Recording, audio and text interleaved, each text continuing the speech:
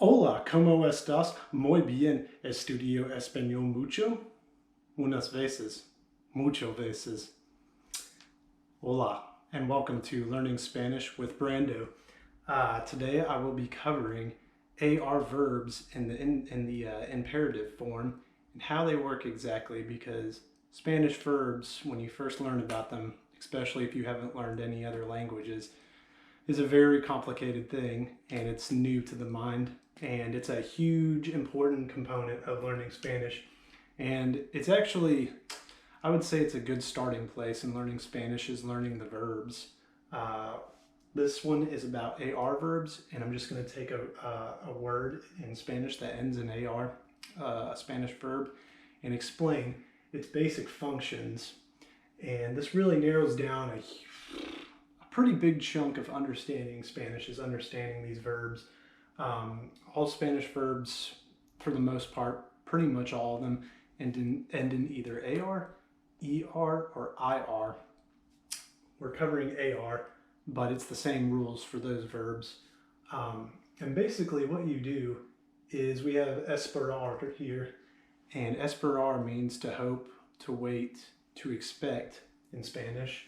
So what you do in Spanish with verbs is you take off the AR. This is its like dictionary form basically.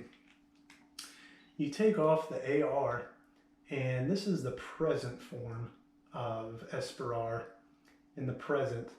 Now you add these endings right here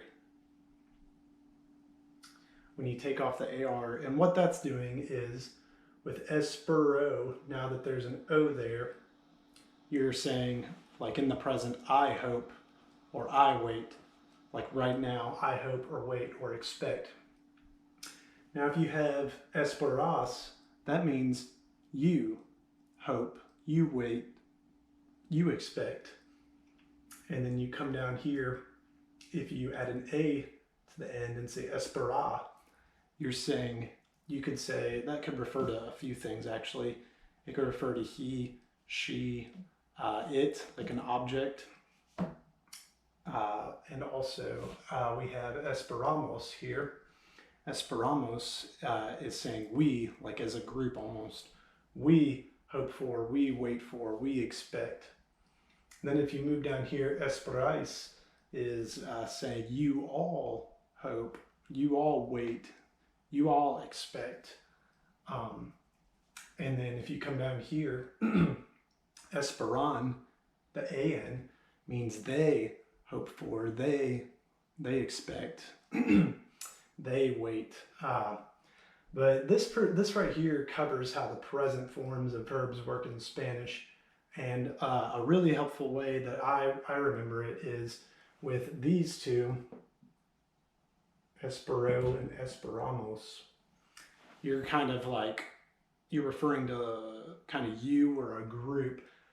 The other four forms, esperas, espera, esperais, esperan, that's referring to more outside, like you, he, she, it, you all, they all.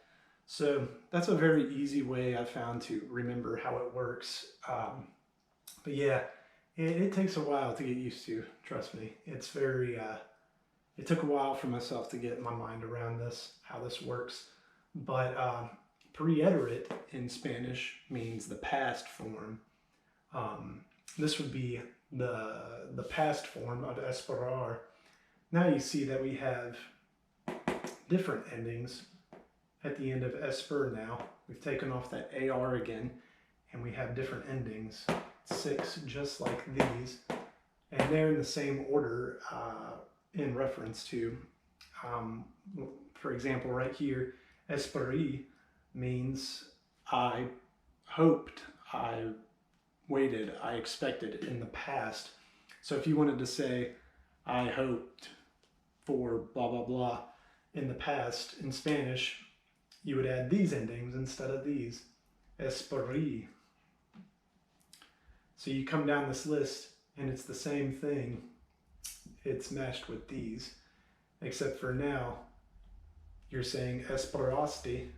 That means you waited for, you hoped for, you expected.